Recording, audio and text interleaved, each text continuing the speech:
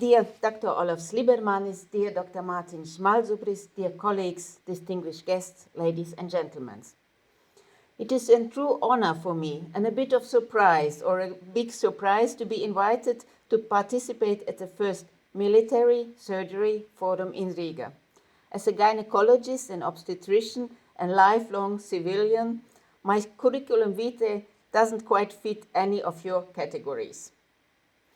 Last year, the 24th of February changed the world many of us took for granted. Peace in Europe was no longer something we were lucky enough to enjoy. The last war that devastated the whole of Europe and left it in ruins ended in 1945, 78 years ago. While the following 3-4 generations grew up with economic, educational, healthcare and other challenges, they did so without the fear of bombs falling from the sky, seeking refuge in shelters, or fleeing their home countries. Russia's war against Ukraine has brought back brutal and dark times. It had also awakened distant but never forgotten memories to people in the Baltic states, Poland, Finland, and other countries.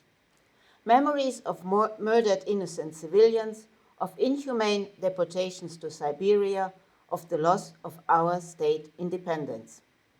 In these dark times, the courage of the Ukrainian population in resisting Russian aggression and fighting for their independence has been an inspiration, a reminder, a wake-up call for many of us. A reminder for politicians to isolate Russia politically, economically, and socially. A reminder to entrepreneurs to cut all ties and trade with Russia. A reminder to athletes to refuse to compete with Russian athletes. And a reminder to medical professionals to provide care to those in need. Since the beginning of Russia's war against the people of Ukraine, Latvian medical institutions have been offering help and support in a number of ways. For example, the Latvian NGO Marta is supporting a center in Ivano-Frankivsk for women and girls who have suffered sexual violence during the war. Along with providing physical and mental health services, the center is recording testimonies to use at future trials for Russian war crimes. The Children's University Clinic in Riga is supporting the Ochtimat Children's Clinic in Kiev. Acute and chronically ill children in Ukraine are suffering due to the destruction of infrastructure and lack of available medical assistance.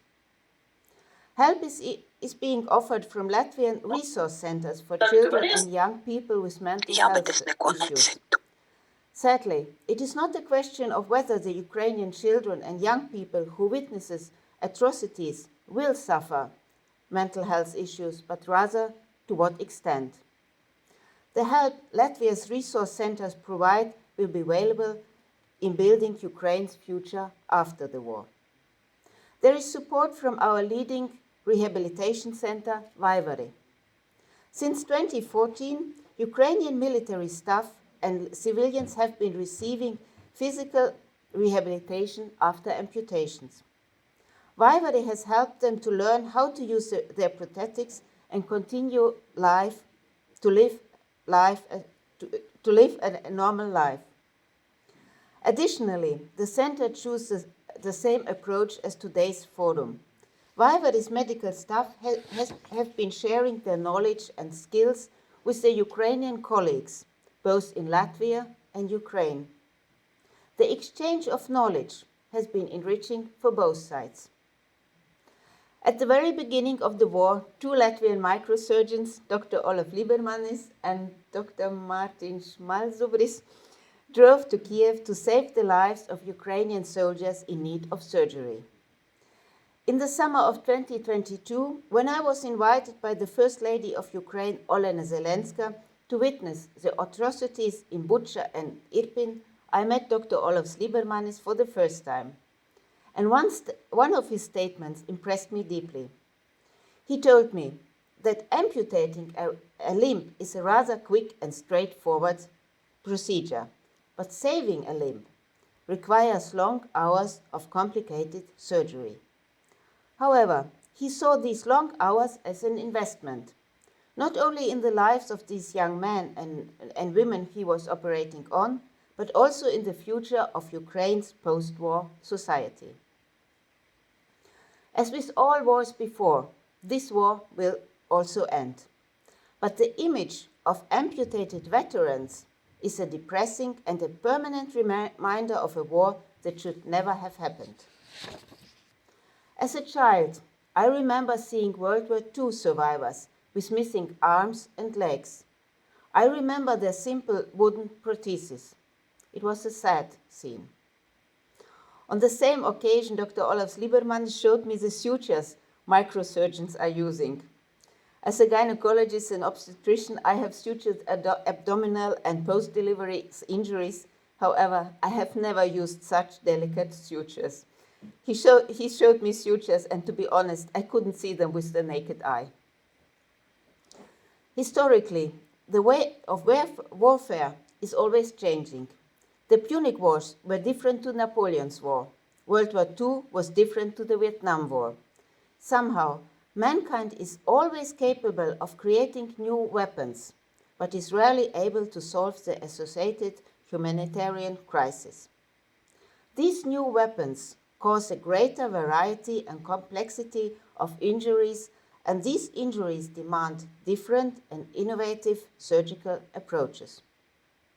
Your goal to strengthen modern microsurgery and educate Ukrainian surgeons by learning from war-experienced colleagues is well worth supporting. It will save lives during the war and bring value to the Ukrainian society in peacetime. Russia's aggression against Ukraine has brought so much pain, sorrow, and death. For the universal sense of justice, and even more, for justice for the Ukrainian people, there has to be a tribunal revealing and condemning all Russia war crimes. I hope you will have interesting discussions and case presentations, find many supporters, and realize your projects. Thank you to all.